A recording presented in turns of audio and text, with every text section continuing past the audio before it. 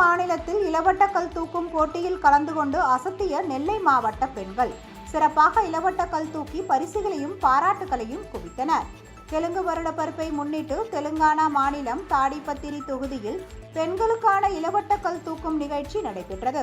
இதில் 100 கிலோ எடை கொண்ட இளவட்டக்கல் பிரிவில் நெல்லை மாவட்டம் பனங்குடி வடலிவலை கிராமத்தை சேர்ந்த பெண்மணி லெஜின் முதல் பரிசையும், அதே ஊரை சேர்ந்த ராஜகுமாரி 2வது பரிசையும் தட்டி சென்றனர்.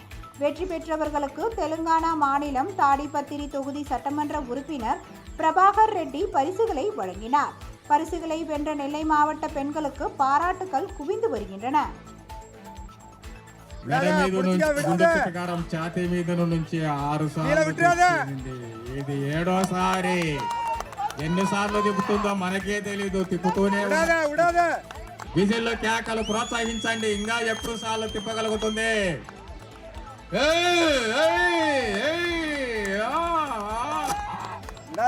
ఎనిమిది ఏమి తిప్పడం అయ్యా, గుండుని అవలీలాగా గోలే గుండు తిప్పినట్ల తిప్పుతాండి, రాతి గుండుని గోలే తిప్పినట్ల తిప్పుతుంది.